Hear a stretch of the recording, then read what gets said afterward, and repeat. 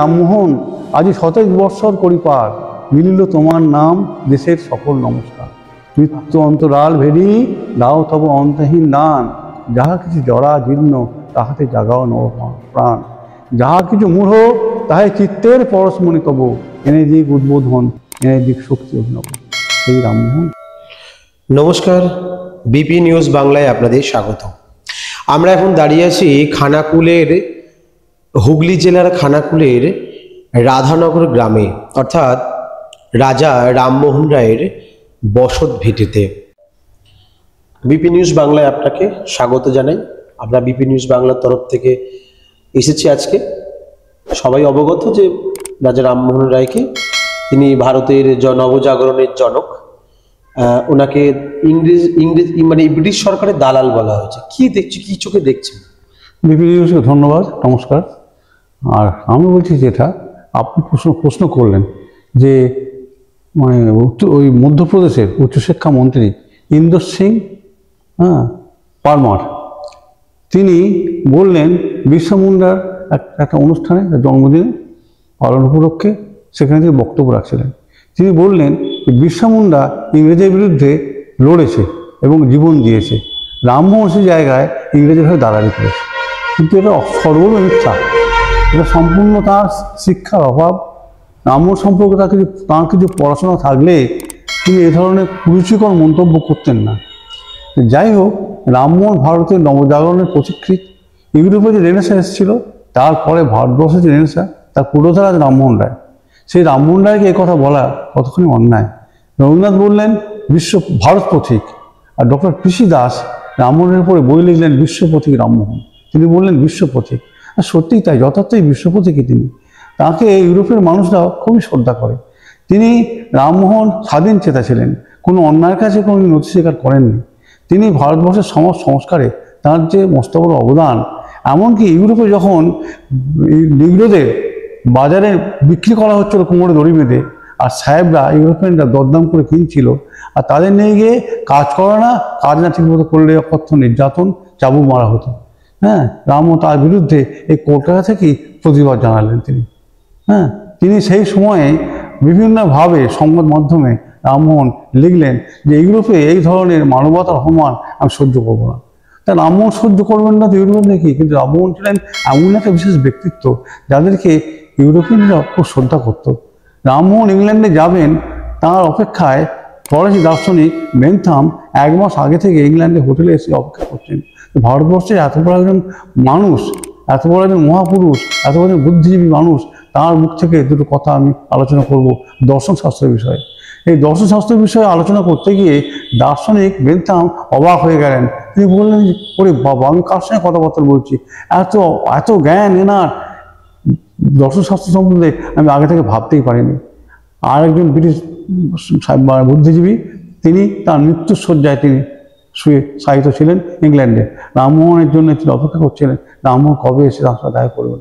রামমোহন তো ইংল্যান্ডে পৌঁছেই গেছেন, কিছুদিন তিনি থাকছিলেন সেখানে। আচ্ছা, রাজাকে যিনি মুক্তির পথ দেখালেন, তিনি নাকি ব্রিটিশের দালাল, কি করে বললেন? দেখবেন আপনি এটা অত্যন্ত আমাদের কাছে লজ্জার বিষয়। আজ আমাদের পশ্চিমবঙ্গ তো তাকে সম্মান দেয়, যথেষ্ট সম্মান দেয়। এদেশের মনীষীদের সংরক্ষণ, তাদের স্মৃতি সংরক্ষণের জন্যে আমাদের মুখ্যমন্ত্রীও যথেষ্ট আগ্রহী, এবং তিনি মর্যাদা দেন আমাদের এই সমস্ত মনীষীদের। রবীন্দ্রনাথ থেকে আরম্ভ করে রামমোহন থেকে বিদ্যাসাগর থেকে প্রত্যেককেই যথাযথ সম্মান দেন। অনেক শিল্পী সাহিত্যিক সবাইকে তিনি খুব সম্মান দেয়, সমমর্যাদার তাকে অভিবাদন জানান তিনি। কখনো অবহিত করতে পারে? আজকে তৃণমূল কংগ্রেসের তরফ থেকে একটা প্রতিবাদ সভা করা হয়েছিল, এবং এখানে রামমোহনের মূর্তির নিচে বসে, পাদদেশে বসে তারা তার অবস্থান করেছেন, অবস্থান বিক্ষোভ করেছেন। তা সেখানে যে রামমোহনকে অবহিত হয়ে যায়, তারা রামমোহনের সম্মান যথাযথ রক্ষা করার জন্যই তারা সেই শিক্ষাটা তাকে দেওয়ার জন্য তারা সেটা করেছিলেন। আর ওনারা বললেন যে ওরা রামমোহনকে অশুদ্ধ করে দিয়ে চলে গেছেন, আমরা তাকে শুদ্ধিকরণ করছি। শুদ্ধিকরণ কর্মসূচি কি বিজেপি? না ওই গঙ্গা জল দিয়ে তাকে চান করানো। এটা তো ঠিক নয়, এটা অত্যন্ত খারাপ জিনিস, নক্কারজনক কাজ। এটা কেউ সমর্থন করবে না, এটা কারোর পক্ষে সমর্থনযোগ্য নয়। আমি এটা সমর্থন করি না।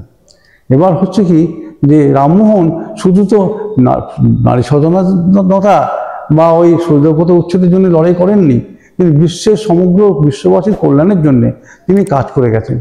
তিনি অন্যায় অনাচারের বিরুদ্ধে প্রতিবাদ জানিয়েছেন। অস্ট্রিয়া নেপলসের উপরে যখন ব্রিটেন বোমা বর্ষণ করছে, রামমোহন বললেন সহ্য করবো না এই ধরনের দুর্বল জাতির উপরে আক্রমণ, এক্ষুনি বন্ধ করতে হবে। হ্যাঁ, তারপর দেখা গেল ব্রিটেন আস্তে আস্তে আস্তে আস্তে হাত গুটিয়ে নিল। হ্যাঁ, সেই স্বাধীন চেতা রাজা রামমোহন রায় বিশ্বের কথা মানবতা লঙ্ঘনের গর্জে উঠতেন। দ্বিতীয় বিশ্ব মহাযুদ্ধের পর ইউএনও যে গঠন করার মতো একটা সংস্থা তৈরি করা দরকার বিশ্ব শান্তির জন্য, রামমোহন কিন্তু সে সম্বন্ধে চিন্তা ভাবনা আগে থেকেই করেছিলেন। হ্যাঁ, রাজা রামমোহন রায়ের সম্বন্ধে বিশ্বকবি রবীন্দ্রনাথ ঠাকুরের একটা ধারণা, ঈশ্বরচন্দ্র বিদ্যাসাগরের একটা ধারণা, ঠাকুর পরম পুরুষ ঠাকুর রামকৃষ্ণের একটা ধারণা। এই যে মনীষী, আমাদের বাংলার যে মনীষী, এত মনীষী দেশের স্বাধীনতা সংগ্রামী যারাই আমাদের এখানে আছে, প্রায়শই দেখি তাদের উদ্দেশ্য করে বিভিন্ন কুরুচিকর মন্তব্য করা হয়। আপনি একজন রাজা রামমোহন রায়ের দৌত্র বংশধর, আপনি এটা কি চোখে দেখেন? না, আমি এটা ভালো চোখে দেখি না, এটা সমর্থনযোগ্য নয়। এটা অনেক বিবেক জ্ঞান বুদ্ধির অভাব, তার থেকে এটা হয়। রবীন্দ্রনাথ রামমোহন সদ্য জানি লিখলেন, হ্যাঁ, যে রামমোহন, তার সম্বন্ধে এরকম কুরুচিকর মন্তব্য করা, হ্যাঁ, আমি তো বলবো তার অন্তরে হ্যাঁ একটা খুব উচিত অনুশোচনা সৃষ্টি হওয়া। তিনি এভাবে কথা এটা লুস্টক করে ফেলেছেন বলে আমি মনে করি। হ্যাঁ, সেখানে তার নিজে কোনো অনুশোচনা করা উচিত এই বিষয়তে। শুনলাম নাকি তিনি ক্ষমা প্রার্থনা করেছেন।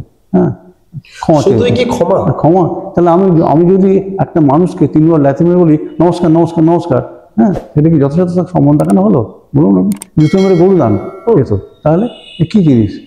একটা কথা, একটা মন্ত্রী, তিনি দায়িত্বশীল একটা দপ্তরের মন্ত্রী, উচ্চশিক্ষা সোজা কথা নয়, তার সেই দপ্তরের মন্ত্রী, তাকে একটা কথা বলতে গেলে ভেবেচিন্তে বলতে হবে। দেশের মিডিয়া আছে, সংবাদ মাধ্যম আছে, সাধারণ মানুষ আছে, তারা শুনবে তো, সঙ্গে সাথে চেপে ধরবে তো। মুখ্যমন্ত্রী মমতা বন্দ্যোপাধ্যায় এর পূর্ণ বিরোধিতা করেছেন এবং উনি তার এক্স হ্যান্ডেলে লিখেছেন রাজা রামমোহন রায়ের সম্বন্ধে কুরুচিকর মন্তব্য, এই বিচ্ছিরি একটা বাজে তকমা দেওয়া বা ব্রিটিশদের দালাল, এই জিনিসটা কথা বলাটা তিনি সম্মুখে তিনি প্রতিবাদ জানান। কি বলবেন? দেখুন, মমতাদি যে কথা বলেছেন, দিদি আমাদের ঠিক কথাই বলেছেন। দিদি এক্স হ্যান্ডেলে যে কথাগুলি বলেছেন ঠিক কথাই বলেন। দিদি যা বলেন, যেগুলো যা বলেন মহাপুরুষ সম্পর্কে দেশে, ঠিকই বলেন, এবং তার খুব গভীর শ্রদ্ধা আছে এই মহাপুরুষদের প্রতি, এই ভারতবর্ষের মনীষীদের প্রতি।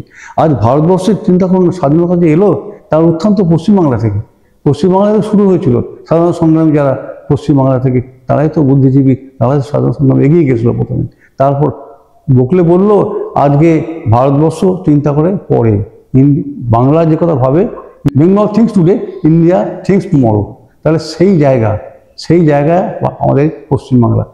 সেই ক্ষেত্রে দেখছি যে হিন্দিভাষী অন্য রাজ্যগুলো আমাদের বাংলাকে হেয় করার জন্য, বাঙালিকে হেয় করার জন্য নানা রকম কুরুচিকর মন্তব্য করছে, দুর্ব্যবহার করছে। পরিযায়ী শ্রমিকরা বাইরে গেছে, তাদেরকে বাংলায় কথা বলছে বলে, হ্যাঁ, তাদেরকে অপমান করা, মারধর করা, শারীরিক নির্যাতন করা শুরু করে। এইভাবে বাংলার মনীষীদেরও এভাবে একের পর এক তারা অপমান করে চলেছেন। আমরা শুনলাম রাজা রামমোহন রায়ের এই যে ব্রিটিশ তকমা দেওয়ার কারণে এলাকার স্থানীয় বাসিন্দা থেকে শুরু করে সারা হুগলিবাসী থেকে শুরু করে হাওড়া থেকে শুরু করে সারা পশ্চিমবঙ্গ ক্ষুব্ধ হয়ে আছে সেই মন্ত্রীর বিরুদ্ধে। একজন উচ্চ শিক্ষামন্ত্রী, যিনি একজন উচ্চ শিক্ষামন্ত্রী, তেনার এই বক্তব্যে ধরা পড়েছে এক অশিক্ষিতর ছোঁয়া। আমাদের যেতে যেতে একটা কথাই বলবো, রাজা রামমোহন রায় আমাদের পশ্চিমবঙ্গের এই বাঙালির মনের আবেগ। তাছাড়া আরেকটি কথা না বললেই নয়, তিনি হচ্ছেন আমাদের নারী জাতির এক গৌরবময় আলো। নমস্কার, দেখতে থাকুন বিপি নিউজ বাংলা। হুগলির রাধানগর থেকে অরিন্দম, বিপি নিউজ বাংলা। ধর্ম সবার, কর্ম আমাদের।